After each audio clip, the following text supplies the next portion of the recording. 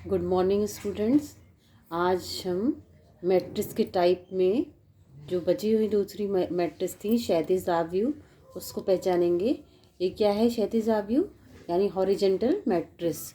Horizontal matrix जिसमें हम देखते हैं कि हॉरिजेंटल लाइंस की हम देखते हैं, यानी कि इनकी अधिकता रहेगी।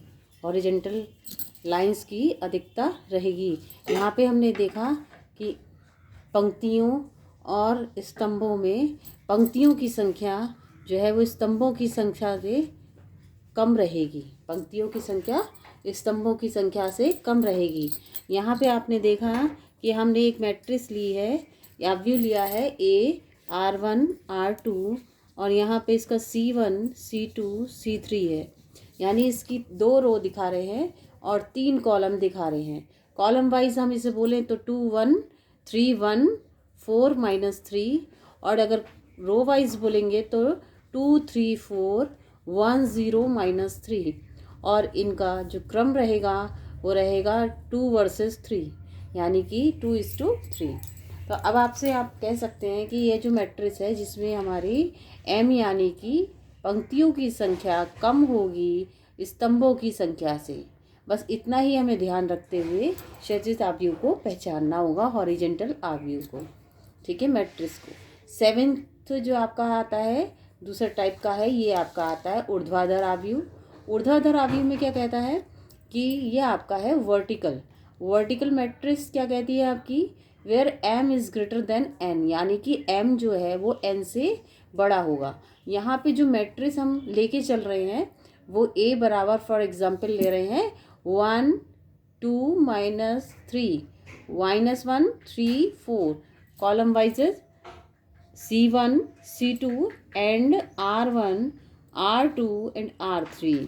रो वर्सेस हो जाएगी 1 -1 2 3 -3 4, और इसका जो क्रम रहेगा, ऑर्डर रहेगा, वो 3 वर्सेस 2 रहेगा।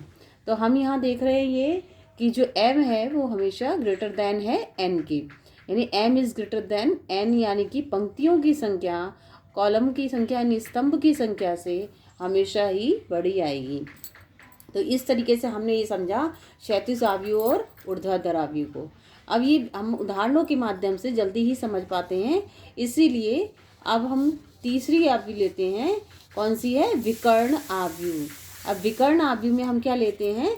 विकर्ण आव्यूह क्या क्या है आपकी? इसमें आज जो लेने वाली आव्यूह है उसमें से हमने देखा विकर्ण आव्यूह है हमारी। इसमें है पहली कंडीशन क्या होगी कि m is equal to n, यानी जितनी पंक्तियों की संख्या होगी उतनी स्तंभों की संख्या, यानी ये एक वर्ग आव्यूह होनी चाहिए।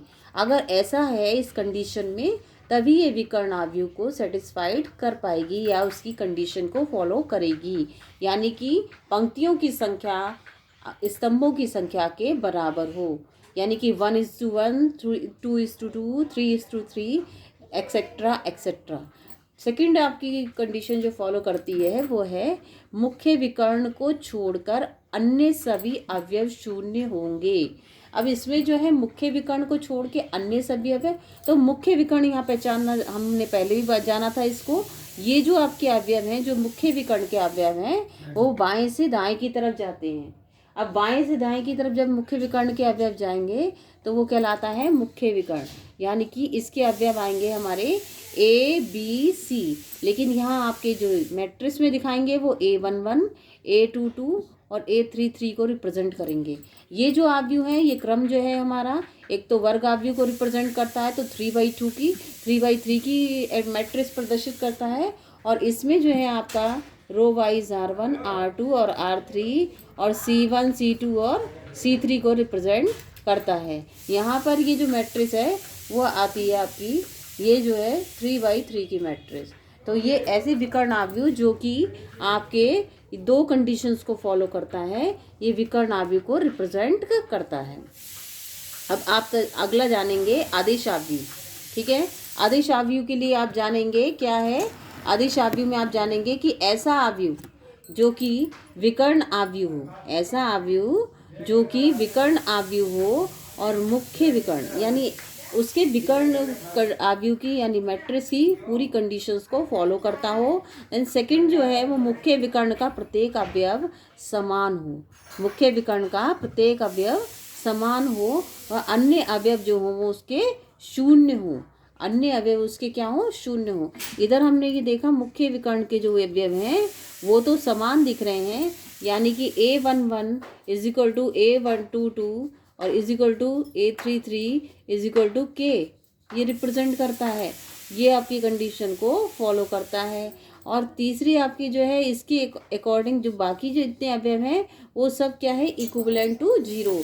ये आपकी कंडीशन जो है वो 3/3 की है मैट्रिक्स की, और जिसमें 3 रो है और 3 ही कॉलम है।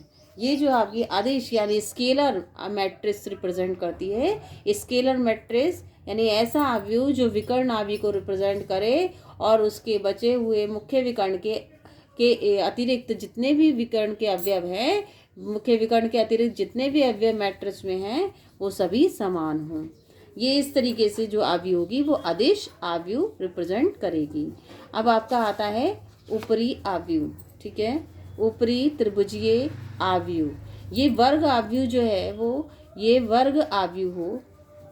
सबसे पहले जो है आपकी ऊपरी जो अवयव है इसको आप रिप्रेजेंट जब कर रहे हैं तो ये आपकी जो है वो ऊपरी माने अपर, एंड त्रिभुजी क्या कहला रहा है, अपर जो है वो त्रिभुजी जो है वो त्रिभुज बना रहा है। तो कह रहे कि वर्ग अवयव इस प्रकार हो, यानी कि वो मैट्रिक्स जो है उसमें m बराबर n होना चाहिए, यानी कि जितनी पंक्तियों की संख्या है उतनी ही स्तंभों की संख्या हो। तब ऐसी स्थिति में क्या होता है, तब ऐसी स्थिति में जो है वो ऐसा अवयव जो कि मुख्य विकर्ण के नीचे के सभी अवयव शून्य रखता हो, यानी कि ये मुख्य विकर्ण आया आपका, ये मुख्य विकर्ण के नीचे के जितने भी अवयव आ रहे हैं ये एक त्रिभुज को रिप्रेजेंट कर रहे हैं। इसके ऊपर जो त्रिभुज है वो ऊपरी त्रिभुज कहलाता है, क्योंकि हमारी जो मैट्रिक्स है वो इन्हीं अंकों पर आधारित है।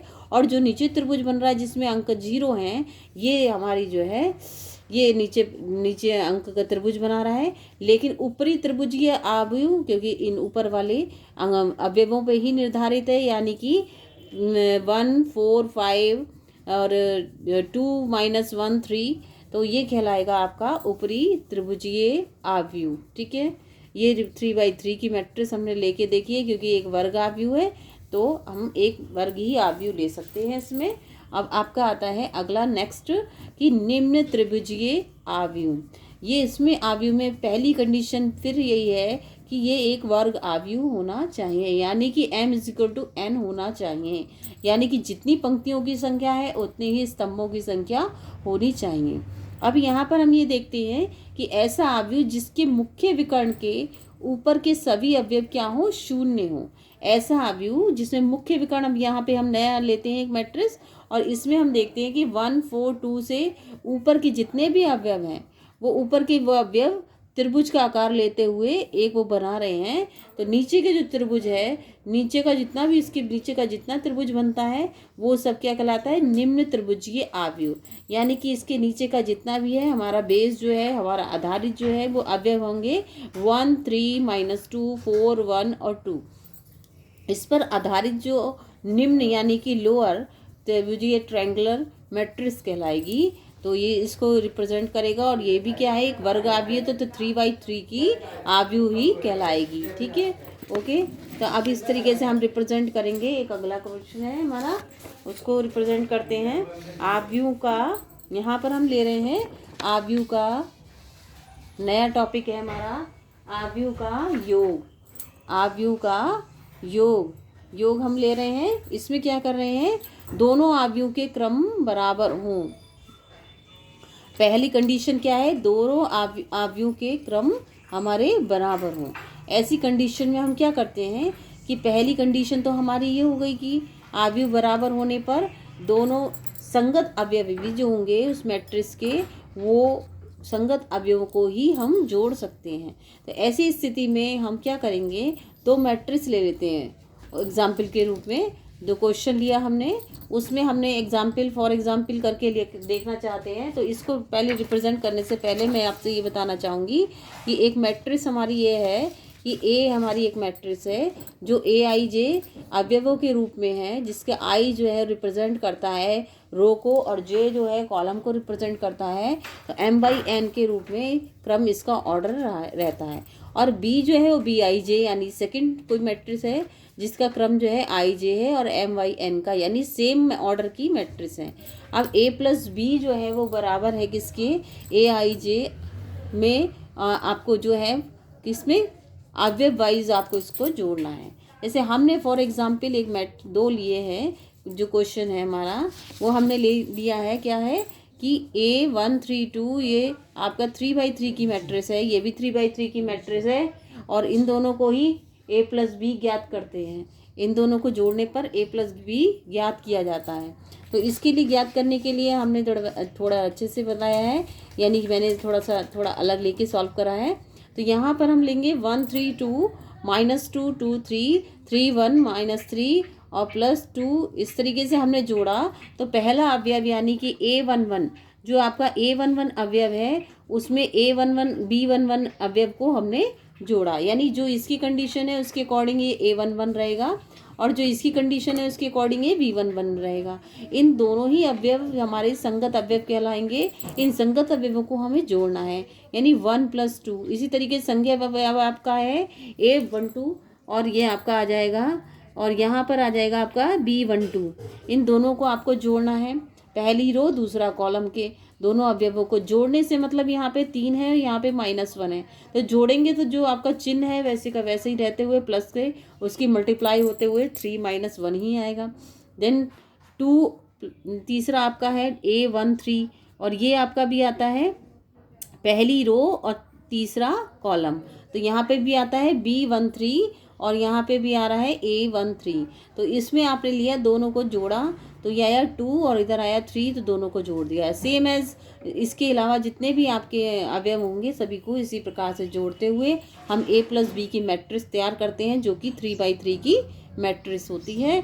और इस प्रकार से जो भी हमारा आ रहा है वो हमारा एक प्रॉब्लम हमारी जो है वो सॉल्व होके आती है। अब एक नया क्वेश्चन आपके सामने आ रहा है, क्या है कि सेकंड क्वेश्चन है आपका क्या कि A प्लस दूसरी मैट्रिक्स आपको दी हुई है बराबर और ये आपकी एक दूसरी मैट्रिक्स बराबर है। तो ये एक इक्वेशन को रिप्रेजेंट करती है यहाँ पर, जहाँ पे एक इक्वेशन जो है उसमें रूप में ए को हमें निकालना पड़ेगा। यहाँ पे जैसे हम कोई वैल्यूज़ निकालते हैं लेकिन यहाँ पे एक्स ना होके कोई ए जो है वो एक आव्यूह के रूप में, क्योंकि आव्यूह को जोड़ रहे हैं तो आव्यूह के रूप में ही इसका वैल्यू निकालनी होगी। तो ए जो है वो क्या है आपका, जो आपका वैल्यूज़ है उसमें अगर प्लस का साइन है तो दूसरी तरफ जाके ये माइनस का साइन हो जाएगा और माइनस के साइन के बाद अब क्या करना है हमें, इस माइनस के साइन को कैसे रिप्रेजेंट करते हैं, थोड़ी सी स्पेस लेके मैंने यहाँ पे थोड़ा सा अलग समझाने की कोशिश की है।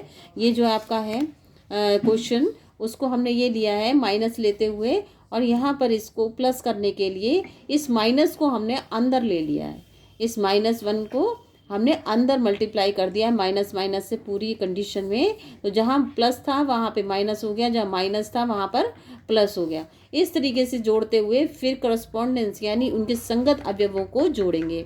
संगत अवयवों को जोड़ने पर 3 में -2 जोड़ा तो 1 आ गया, -6 में -3 जोड़ा तो -9 आया, -3 में प्लस जो 1 जोड़ा तो आपका -2 आया, 8 में -4 जोड़ा तो आपका 4 आ गया। इस तरीके से जो आपकी कंडीशन से आपका क्वेश्चन से आंसर निकल के आ रहा है तो आप बहुत अच्छे से समझ सकते हैं कि हमने एडिशन को किस तरीके से रिप्रेजेंट कर रहे हैं। अब एक क्वेश्चन आपका ये है लास्ट की, यदि x और y का मान ज्ञात कीजिए, x और y का मान ज्ञात कीजिए यदि आपको कंडीशन ये दे रखी है कि 2 और 1 3 0 8 x plus y 0 1 2 and equal to 5 6 1 8। तो आप ये देख रहे हैं ये कंडीशन सभी फॉलो होंगी जब ये सबके ऑर्डर जो हैं वो बराबर होंगे, यानी इनके क्रम बराबर होंगे। यानी क्रम, एक तो पहली चीज़ ये है कि क्रम जो है वो सबके सेम होने चाहिए। जैसे हम दिए हुए क्वेश्चन में देख रहे हैं 2/2 का क्रम है, इसमें भी आप देख रहे हैं 2/2 का क्रम है, इसमें भी आप देख रहे हैं 2/2 का क्रम है। अदरवाइज़ ये एडिशन संभव नहीं है। अगर हम इसको देख पाएंगे तभी इस तरीके से देखेंगे हम, ठीक है। तो अभी हमने ये देखा कि ये जो क्वेश्चन है आपका इसको आप देख रहे हैं कि ये हमने इस तरीके से सॉल्व करने की कोशिश की है। तो ये देखिए आप 2 जो दे रखा है 103x, इस तरीके से हमने लिख लिया और फिर हमने 2 को जो है अंदर मल्टीप्लाई करा, तो हर अवयव के साथ इसका मल्टीप्लिकेशन होता है। चूँकि बाहर पर मल्टीप्लिकेशन है इसीलिए अंदर मल्टीप्लिकेशन होगा। ठीक है, तो अंदर मल्टीप्लिकेशन किया गया तो ये आपका 4 आ रहा है यहाँ पे, और यहाँ पे आ रहा है आपका 6, यहाँ पे 0 और यहाँ पे 2x। ठीक है, और यहाँ पे y जैसे कि तैसे वैसे ही रहेगा। और यहाँ हमने इसको रिप्रेजेंट करने की कोशिश की है, तो ये आया आपका 4 + y बराबर 5, और यहाँ पर आपकी आ रही है इसकी वैल्यू y बराबर 5 - 4 = 1। तो ये 2x बराबर 8 और x बराबर 8/2 बराबर 4 और x बराबर 4, यानी y बराबर 1 के लिए और x बराबर 4 के लिए ये वैल्यूज़ जो हैं वो एक आ रही हैं। किसके लिए? मैट्रिक्स के थ्रू, एडिशन के थ्रू हम किस तरीके से देख रहे हैं कि स्केलर क्वांटिटी से मल्टीप्लिकेशन भी देखा हमने, यहाँ पर एक नई बात जानने में आई, और आव्यूह का योग हमने बहुत अच्छे से समझा। ठीक है, इस तरीके से हम जो है अपनी बात को ख़त्म करते हैं।